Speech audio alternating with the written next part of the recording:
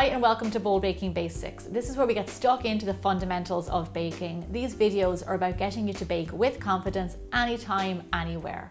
So if you watch a lot of Bigger Bolder Baking, you know I use a lot of graham crackers. However, they're an American cookie and aren't always available worldwide. So what do we do in this situation? I show you how to make your own, and trust me, they're even better than store-bought. As always, the recipe can be found on biggerbolderbaking.com. Okay, let's get started in a nice big bowl.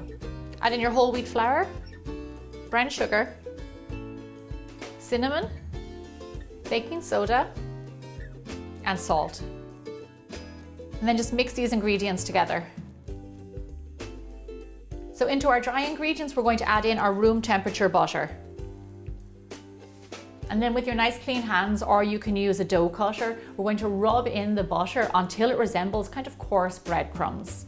And what I mean by that is that you have some big lumps of butter and some small lumps. So if you've never had a graham cracker before, it's a whole wheat cookie with a little bit of honey and cinnamon. They're really delicious.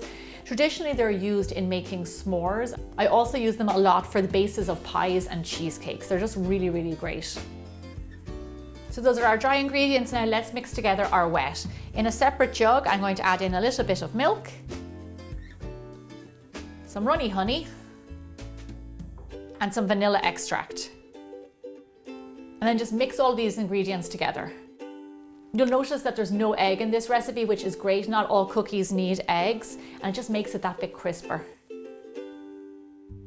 Okay, great. Now what you want to do is add your wet ingredients into your dry.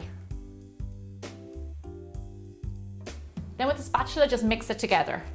Oh my gosh, it smells really good. So you'll see it kind of start to clump together. What you might want to do is get in there with your hands and pull it together until it forms a ball of dough. So my rule about cookie dough is that they always need to be chilled before you go to roll them out, because it makes it so much easier. So I'm going to cover this in some cling wrap, like so. So right now I'm going to pop this into the fridge for a minimum of 1 hour. It'll make it so much easier to roll out once it's cold. What you can do at this stage also is leave it in the fridge for up to 3 days. Also, it freezes really well for up to 8 weeks. So it's been an hour. You want to make sure that your dough gets really cold because it is a soft dough. Now it is ready to be rolled out. So on a floured surface with my rolling pin, I'm going to roll this out until it's around 1/4 inch thick. I like these cookies a little bit on the thicker side, but if you want them thinner, you can absolutely have them so. So there you go, I've got kind of a funny looking square circle. This is perfect, it's the thickness that I want. So here I have a pizza cutter and I have my ruler. I always have to have a ruler in the kitchen, super important. So what I'm going to do is just cut these cookies 2 inches by 5 inches. Now these are the traditional shape of a graham cracker. If you want different shapes, go for it. You can make them square, smaller, whatever you like. But I'm going to cut these 2 inches by 5 inches. Try and get them as even as you can. So I have the shape that I want. Now, like I said, this is a soft dough, so you do want to move kind of quickly and carefully. Lift it up off the countertop and place them onto your baking tray lined with parchment. This cookie dough is on the softer side because of the honey. If you're trying to add more whole wheat into your diet, this is a sneaky little way of doing it. You get a cookie and you get whole wheat at the same time. There we go, lovely. So I'm just going to do 1 tray like so. Okay, perfect. Now they're the shape of graham crackers. They smell like graham crackers, but we have to make them look like graham crackers.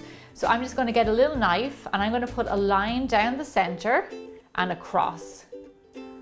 And then with a fork, I'm just going to prick it on either sides, just to make sure it really looks like a traditional graham cracker. So there you go, our homemade graham crackers definitely look the part. Now they're going to be baked off. So bake your graham crackers off at 350 degrees Fahrenheit or 180 degrees Celsius for roughly 10 to 12 minutes. If you want them really crisp, do 12 minutes. So while our cookies are in the oven, I'm going to tell you something that I learned recently that I thought was really interesting. Graham crackers are called graham crackers because they're made with something called graham flour. That's right, graham flour is actually a thing. It's a whole wheat flour, kind of coarsely ground and used a lot in baking and in breads and things like that. So it's not just the name of a cookie, it's actually the name of the flour used in the cookie. Graham flour is actually named after a preacher called Sylvester Graham, and he believed that we all should be eating a diet high in whole wheat. So these cookies take no time at all to bake. They smell absolutely amazing. Once they're cooled, they'll be a little bit like this. They're snappy, they're crunchy, they're delicious. Without a doubt, these blow store-bought graham crackers out of the water. Like, they're not even in the same playing field. These have a great flavor with lovely cinnamon, honey. You can use these in any of my recipes where I use graham crackers for something like my homemade s'more or even my no-bake s'more pie. They'll make a great addition. Head over to my website right now and check out how you can make homemade marshmallows from scratch and homemade brown sugar. I'll see you back here really soon for more bigger, bolder baking.